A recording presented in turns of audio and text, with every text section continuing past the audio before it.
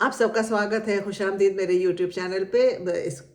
Subscribe कीजिए, bell icon press कीजिए। मैं वादा करती हूँ कि आपके लिए बहुत अच्छे दिलचस्प वीडियोस लाती रहूँगी, early ancient India, medieval India और अर्ली मॉडर्न इंडिया से। ये हमारी तहजीब और कल्चर, तमद्दुन और इतिहास को, तारीख को दर्शाएंगे। आज मैं बात करना चाह रही हूँ कौसाम्बी में स्थित एक पिलर की।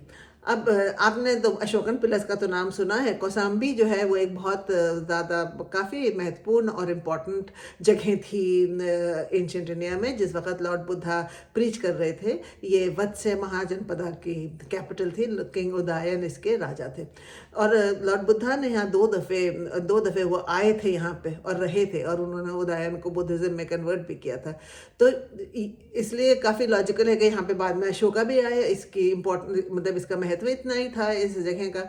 और यहाँ पर दो स्टोन पिलर्स थे। एक पिलर तो सबको मालूम है, इलाहाबाद ले गए चला गया था। वहाँ पे इलाहाबाद में फोर्ट के अंदर, किले के अंदर वो अभी फ़िलहाल स्थित है। उसके बारे में फिर कभी बात। लेकिन आज जब हम लोग कौसाम्बी पहुँचे तो मुझे ये था, मैंने कहा कि इसका पिलर तो चला गया है। मुझे मालूम था कि यहीं से गया है इलाहाबाद फोर्ट, तो इसका पिलर तो चला गया, हमें यहाँ क्या मिलेगा देखने को। लेकिन I was in for a surprise, और मुझे बहुत ही अच्छा एक सरप्राइज मिला वहाँ जाके कि जब मैं पहुंची तो दूर से तो विहारा के, मोनास्ट्री के और सबके वो थे, खंडर थे।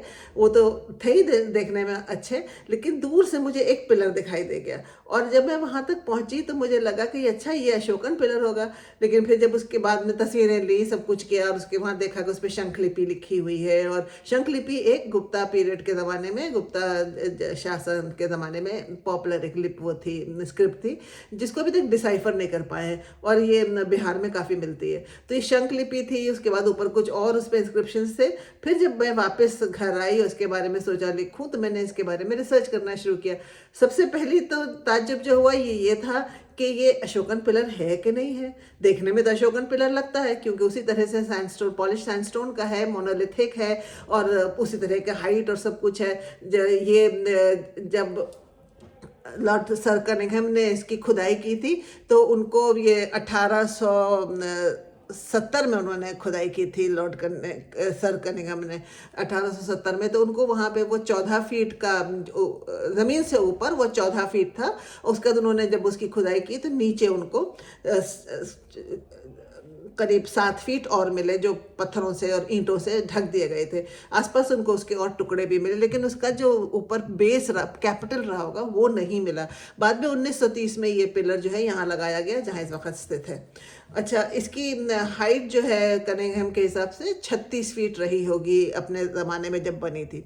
अच्छा, इसके बारे में जैसे मैंने के अभी जिक्र किया कि इसमें कोई भी हमको एडिक्ट अशोका की नहीं मिलती। अब अशोका का पिलर और अशोका की कोई एडिक्ट नहीं थी, ताज्जुब की बात है। लेकिन हो सकता है अशोका ने 2 पिलर बनाए, एक पे लिखा, एक पे कुछ भी कोई हालात ऐसे हुए होंगे जिसकी वजह से ना लिख पाए हों। तो हमें इसीलिए शक होता है कि ये अशोकन है कि नहीं है। लेकिन जो ज़्यादातर इतिहासकार हैं वो मानते हैं कि ये अशोकन है, क्योंकि ये बिल्कुल उसी तर्ज पे बना हुआ है।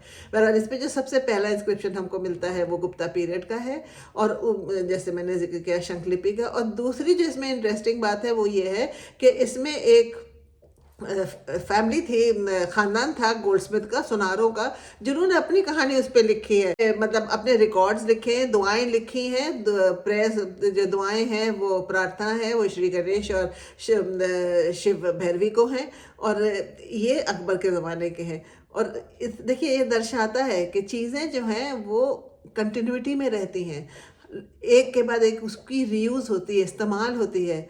इसमें कोई पुराने ज़माने में गलत नहीं समझा जाता था, मटेरियल रीयूज़ हुआ करता था। है ना इंटरेस्टिंग। दूसरी एक बात और, लोग कहते हैं कौसाम्बी 40 मिनट 1 घंटा है इलाहाबाद से, लेकिन है नहीं। आप यहाँ के हाल जानते हैं, सड़कों का क्या हाल है। तो 2 घंटे लगे थे हम लोग को वहाँ पहुँचने के लिए, लेकिन इट वॉज वर्थ इट। वहाँ पे हमने ये स्तूप, वहाँ पे वो देखे, मोनास्ट्रीज देखी, ये पिलर देखा, एक किला भी देखा, जिसके बारे में मैं वीडियो बना चुकी हूँ। देखते रहिएगा और ज़रूर सब्सक्राइब कीजिएगा।